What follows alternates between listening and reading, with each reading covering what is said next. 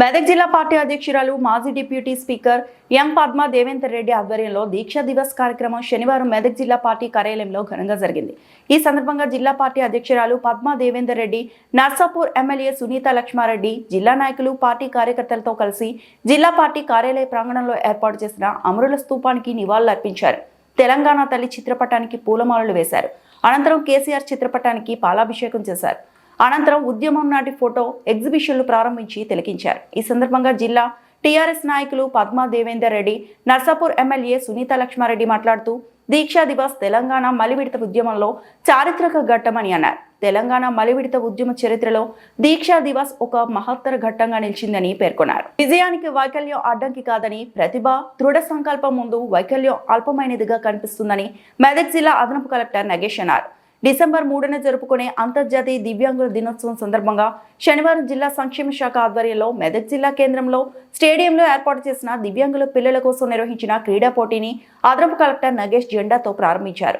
వివిధ వైకల్యం కలిగిన దివ్యాంగులు ఉత్సాహంగా క్రీడల్లో పాల్గొన్నారు. ఈ సందర్భంగా ఆయన మాట్లాడుతూ వైకల్యం శరీరానికి, మనసుకు సంబంధించింది కావచ్చు, కానీ హృదయానికి సంబంధించింది కాదని అన్నారు. దివ్యాంగులు అన్ని రంగాల్లో రాణించి ప్రథమ స్థానంలో నివాలని ఆకాంక్షించారు. పరుగు పందెం, short put, chess, javelin throw, carroms క్రీడలు నిర్వహిస్తున్నామని, సత్తా చాటిన వారికి అంతర్జాతీయ దివ్యాంగుల దినోత్సవం రోజు వారి ప్రతిభను గుర్తించి బహుమతి ప్రదానం ఉంటుందన్నారు. ఈ కార్యక్రమంలో జిల్లా సంక్షేమ అధికారి హేమ భార్గవి, మెదక్ సిడిపిఓ వెంకటరామమ్మ, సంక్షేమ శాఖ సిబ్బంది, దివ్యాంగుల సంక్షేమ శాఖ యూనియన్ నాయకులు, దివ్యాంగులు పాల్గొన్నారు.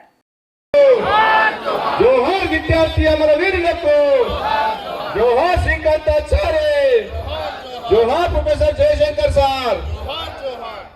అందరికీ నమస్కారం. ఈరోజు మరి మనం ఏదైతే నవంబర్ 29వ రోజు తెలంగాణ రాష్ట్ర ఉవ్వెత్తున ఎగిసిపడడానికి ఒక నాంది పలికిన చారిత్రాత్మకమైనటువంటి రోజు మరి నవంబర్ 29.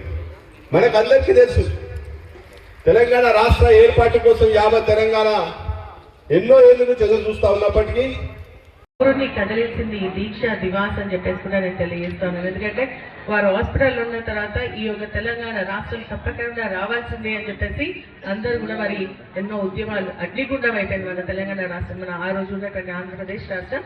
ఆ విధంగా మరి వారి యొక్క దీక్ష ధరని డిసెంబర్ 9వ మనకి యొక్క తెలంగాణ ప్రక్రియ మొదలవుతుంది అని చెప్పేసి మరి స్టేట్మెంట్ కూడా రావడం జరిగింది.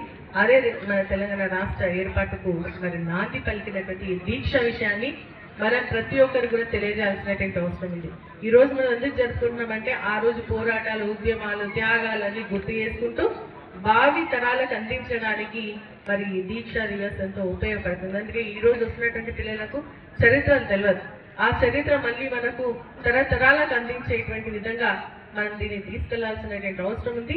అందుకనే ఇటువంటి కార్యక్రమాలను కూడా చేసుకోవాలా. ఈ రోజు సర్పంచ్ ఎన్నికలు ఉంది, చాలా మంది ఇటైనా కూడా మరి ప్రతి ఒక్కరు ఇది దీక్షా దివాస్ అనేది చరిత్రలో నిలిచిపోయేటువంటి ఘట్టం. ఎందుకంటే తెలంగాణ ఉద్యమంలో కేసీఆర్ గారు ఎన్నో రకాలైనటువంటి కార్యక్రమాలు చేసిన ఈ దీక్షా దివాస్ కి మాత్రం ఒక ప్రత్యేకత ఉంది. ఎందుకంటే మనం చూసిన తెలంగాణ ఉద్యమంలో సపట్ట వర్గాలందరూ కూడా ఏకం చేసి ప్రతి ఒక్క పౌరుని కూడా తెలంగాణ ఉద్యమంలో పార్టిసిపేట్ చేసే విధంగా వారు ఎన్నో కార్యక్రమాలు చేసింది. మనం ధూమ్ధాములు చేసినాం. ఇతరులు ఉద్యమకారులందరూ కూడా మాట్లాడేటువంటి వాళ్ళు చెప్పడం జరిగింది. బస్ రోకో, రైలు రోకో, అదేవిధంగా మళ్ళీ వంట వార్పు, ధర్నాలు, రాస్తా రోకాలు ఎన్నో చేసినాం. ఎంతో మంది మరి ప్రాణత్యాగం కూడా చేసుకోవడం జరిగింది.